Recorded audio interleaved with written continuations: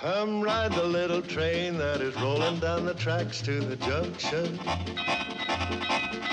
Forget about your cares, it is time to relax at the junction. Lots of curves, you bet, and even more when you get to the junction. Petticoat Junction.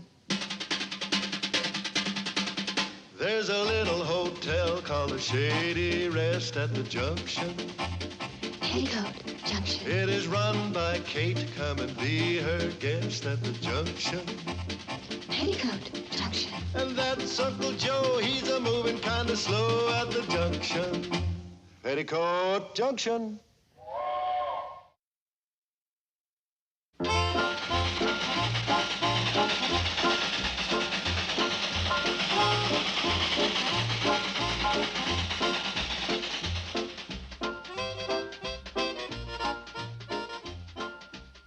As you can readily see, these are the bills. And this is what I have to pay them with. 5, 6, 7. I owe you $1. I owe you $1.50. I owe you 47 cents. I owe you 6 bits. Whose are those? Uncle Joe, Uncle Joe, Uncle Joe, Uncle Joe. And this one has a paw print on it.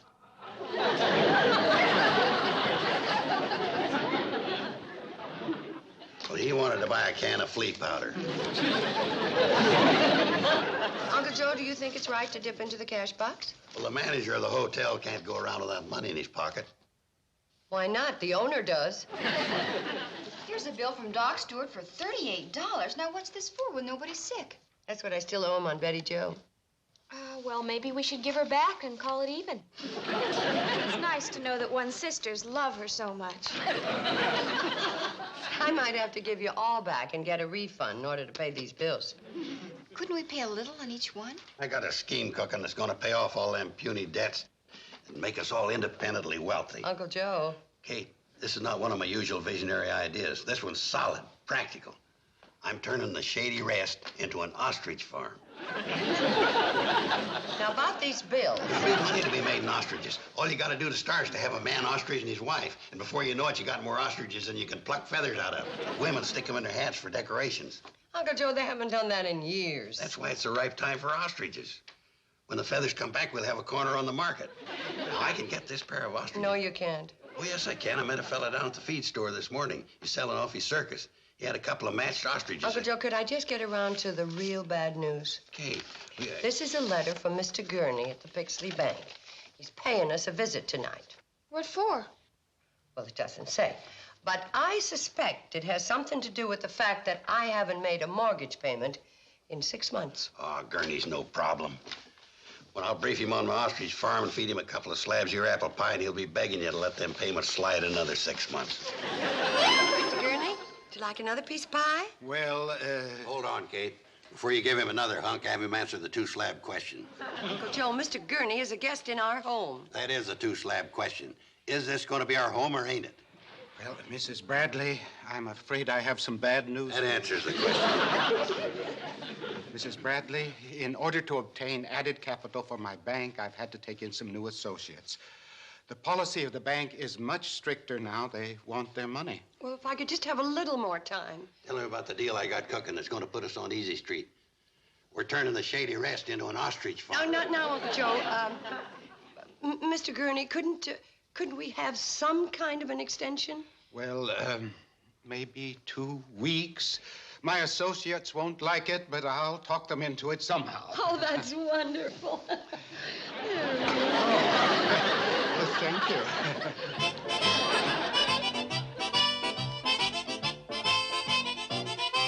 But, Bedloe, it's only 2 more weeks. I told you to evict Kate Bradley last night. Yes, I know. Gurney, I went to a lot of finagling to get my superiors at the C&F.W. Railroad to invest money in this tin-plated petty cash box. And I stuck my neck out for one reason only, to close down the Shady Rest Hotel forever. Oh, how did I ever let myself get into a spot like this? By being too soft-hearted to press people like Kate Bradley for the money they owe you? You got a thumb, man. When you got somebody under it, bear down. Squeeze a little. Get a little dirt on it. Bedloe, you are a cruel, heartless, inhuman fiend. I owe it all to a happy childhood. Mom, we figured out how we're going to save the hotel. We're all going to get jobs, and we're going to pay back the money that we owe to the bank. Now, hold it. If you've got any ideas about quitting school, forget them. Well, we're going to get part-time jobs after school. And on the weekends. That's a coward's way out. Wouldn't any of us have to work for your mother to go along with me on the ostrich farm? Oh, Uncle Joe, forget it. Okay, if that's the way you feel about it. Where are you going, Uncle Joe? See if I got any clean spats. I want to look presentable tomorrow when I go into Pixley to look for a position. Now, you see, Mom, everything's just going to work out fine. Yeah, you haven't got a thing to worry about. Except making a ninny of myself in front of everybody. What? Well, what's the matter with Mom? I don't know. Maybe she's upset because she had to give up her lifelong dream of living on an ostrich farm.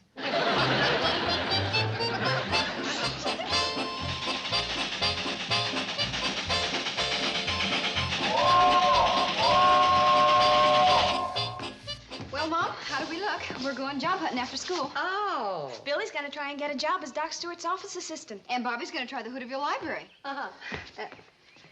What kind of a job are you hunting for? Well, I don't know shorthand like Billy Joe, and I'm not an expert on books like Bobby Joe. So all that's left is picking apples for Ben Miller or helping Fred Ziffel out on his pig farm. Well, whether you get a job or not, I'm real proud of all of you. Well, Mom, we gotta go. Goodbye, dear. Bye-bye. Bye-bye, honey. Bye. Bye. Good luck. Yes, it gives you a wonderful feeling when a family rallies against trouble.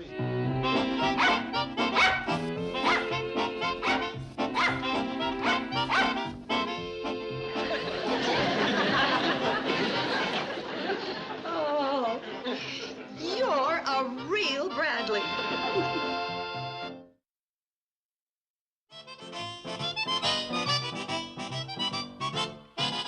Let's see, Billy Joe, when was the last time you were in to see me? Oh, I remember when I took your tonsils out. That was Bobby Joe. Oh, that must have been when your appendix was acting up? That was Betty Joe. When was the last time you came in to see me?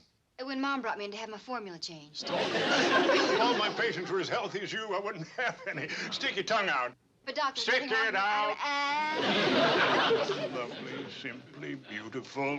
But Doctor, Here, nothing put this under your Well, I tongue. don't- Hold it. Doc, there's nothing wrong with me. Nothing wrong with you. No, I came over to see if you needed someone to help you out in your office. Doing what? Answering the phone. I answered myself. I could take messages when you weren't here. Sarah does that down at the exchange. I know you need someone to tidy up your office. It is tidy. Look at that examination table. Clean enough to eat your lunch off of. Had your lunch yet? Yes, sir. Well, I haven't. I'm soft-boiling an egg. You know, you could use a filing system. That is my filing system. Oh. Hey, how about some typing? I never answer any mail. Oh. Well, how about... Hey, something's burning. Uh-oh, my toast, my toast. Always gets to be a better color when I put the goggles over it. How about your prescriptions? I could type them up real nice and neat so the druggist could read them. Are you trying to get me in trouble with the medical association? Get me the salt. I'm sorry, Billy Joe, but I just can't afford to hire anybody. Well, now, just maybe you could if I were to write to some of your patients and to remind them to pay up what they owe you. They'll pay me when they get around to it. Oh. Well, you don't happen to know of anybody that does need any secretarial help, do you? Not offhand, no. I see. Well, thanks anyway. Hey, wait a minute. Is your mother in trouble?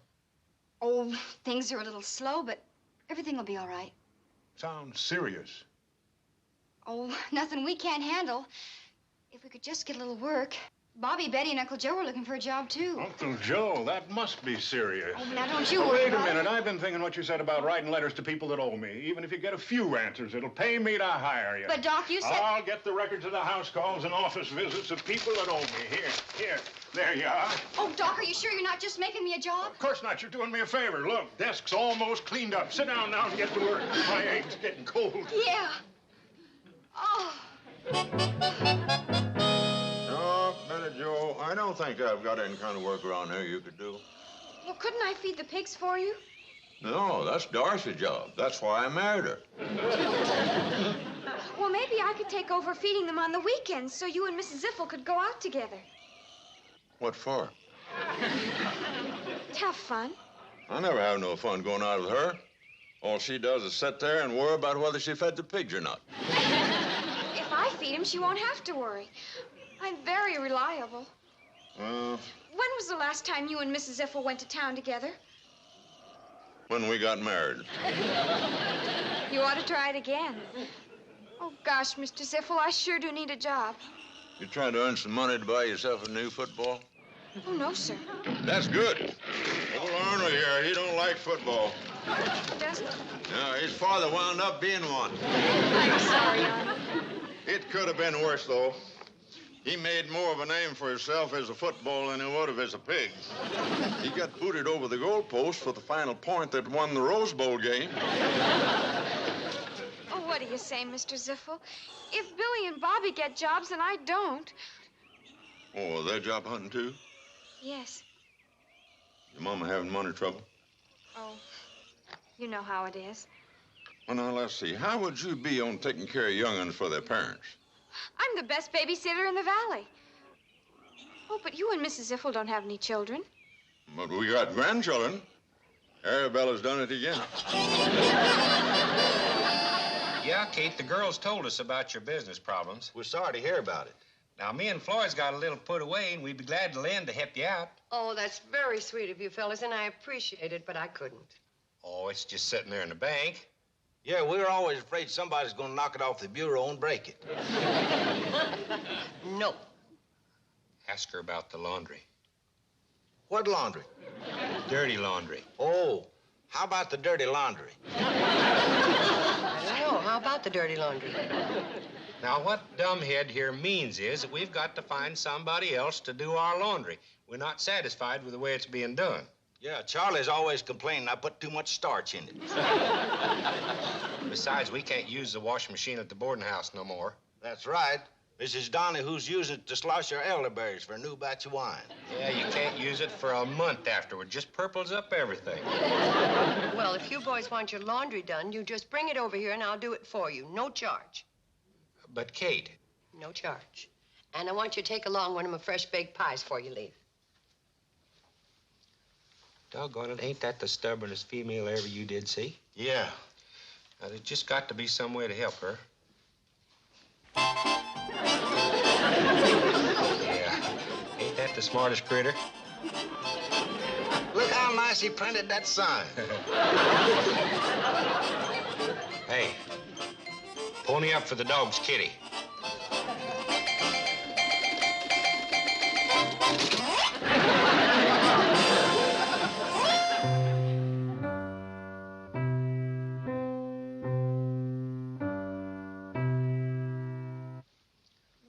No, Billy, it's still too slow.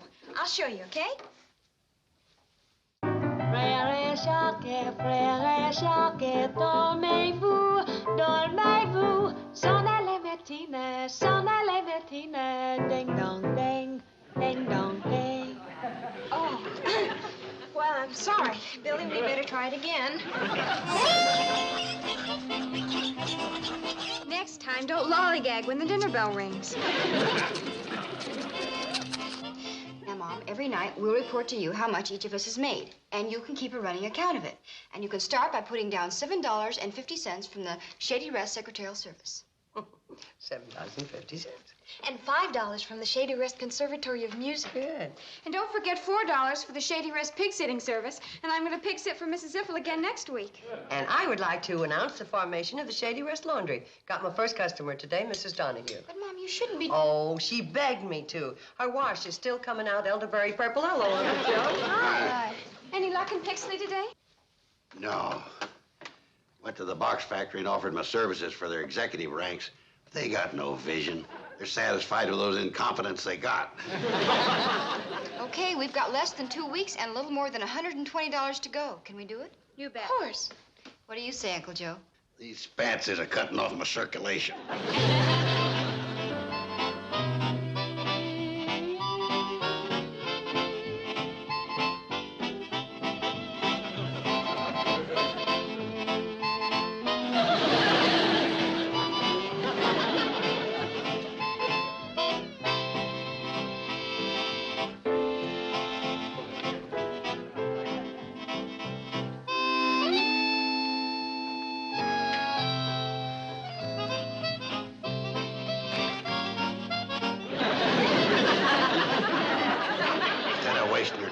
Hanson, why don't you go out and look for some honest work?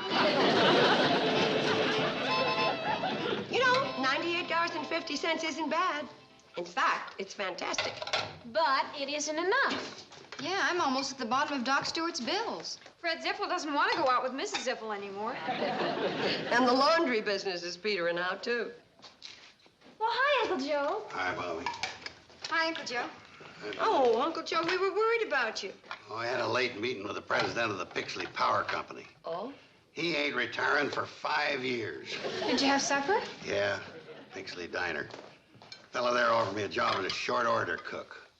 Say the fella needs a short order cook? But, Kate, that ain't my line of work. No, but it's mine. Mom?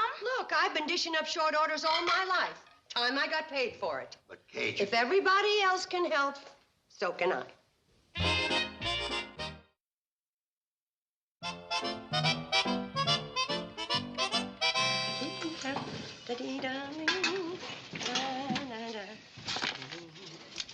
Adam and Eve on a raft. Wreck 'em. Adam and Eve on a... Mr. Clegg. You got my order? Oh, no. What's Adam and Eve on a raft? 2 eggs on toast. Read the order. How do I wreck them? Scramble them.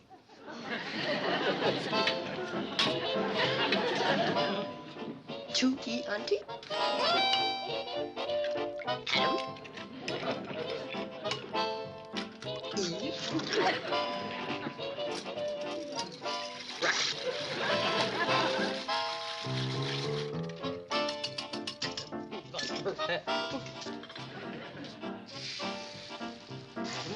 raft.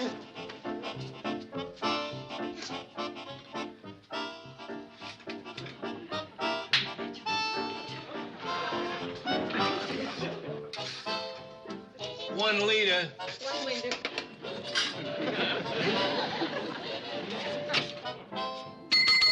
Mr. Clegg, what's a liter? The special beef stew. Where's my egg order? Well, Adam and Eve are wrecked, but the raft is still in dry dock. Get with it.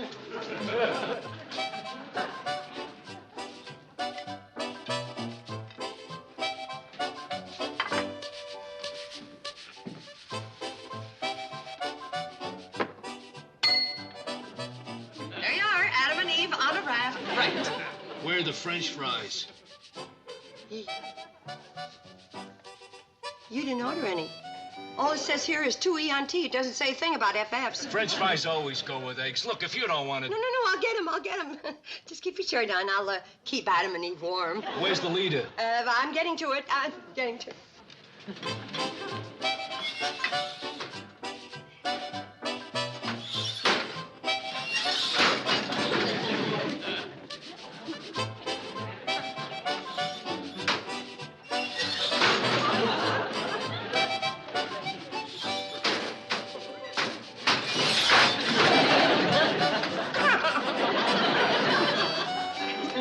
Clean up the kitchen. Oh, where's the broom? What broom? To clean up the kitchen with. Clean up the kitchen means hash. Why didn't you say so? It'd be so much easier. All right, an order of hash. What are you peeling the spud for? For the FFs, for Adam and Eve. They're already peeled and sliced. They're in the icebox. Oh. Just dump some into the grease. Yeah, I will. Oh, I've never seen such a stupid... Will you just Yes, dump I'm some gonna into the do it. grease? I'm gonna do it right. I'll be with you in a minute, kid. I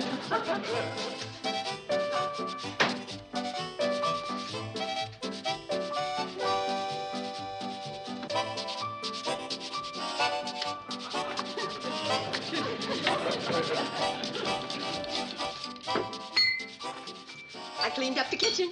Where's my order of stew? You mean leader.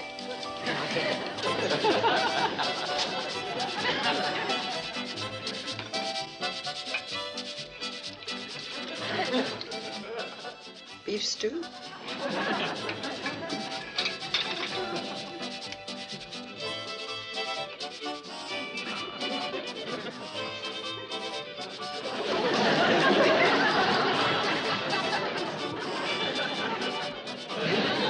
Eureka!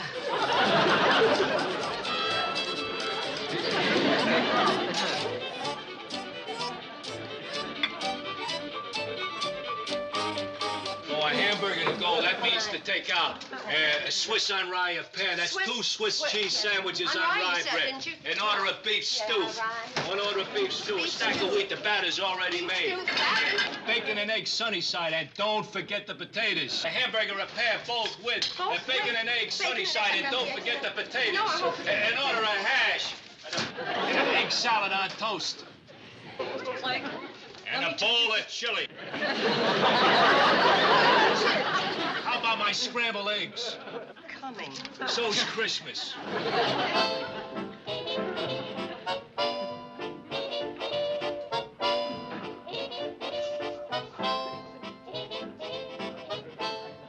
Sorry for the delay, fellas, but I got this creep working for me today. She's trying to handle a 6-burner stove with a 1-burner brain.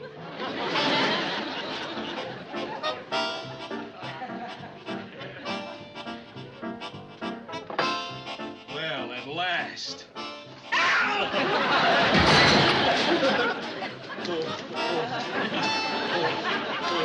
Mrs. Bradley, I think.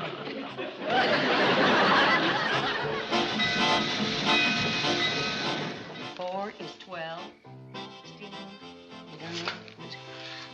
$132.16. Did you count the $12.50 I took in selling your mom's preserves? Yes. I could have done better, Kay, but your quince didn't go over too big with the public.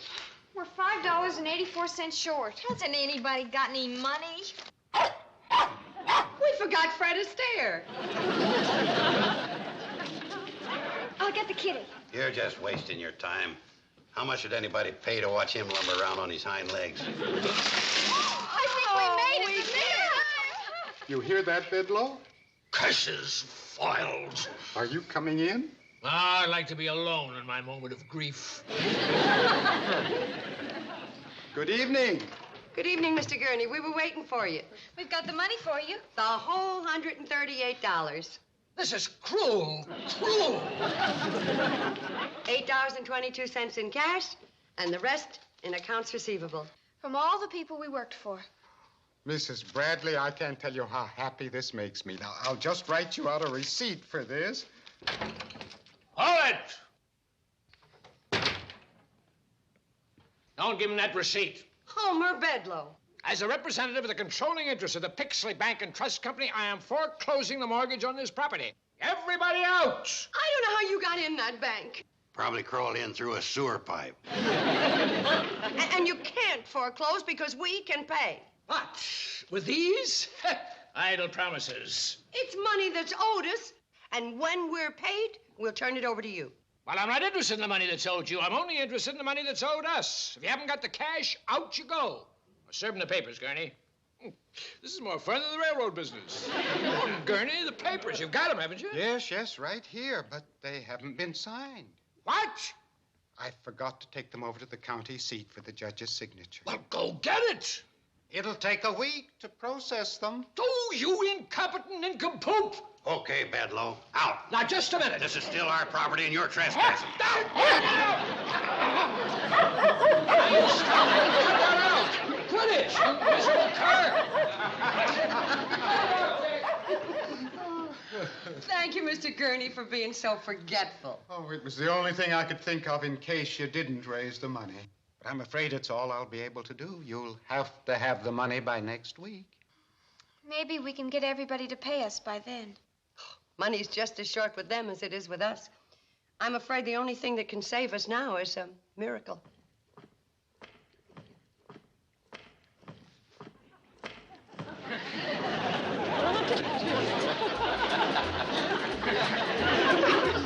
I hope you brought your wife.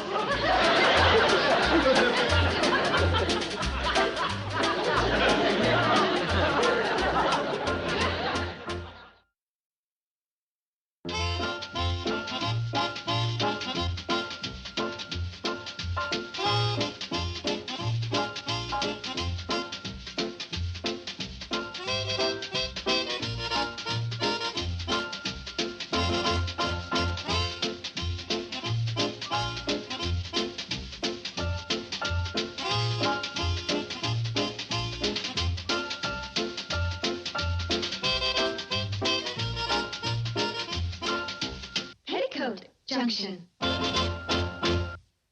This has been a Filmways presentation.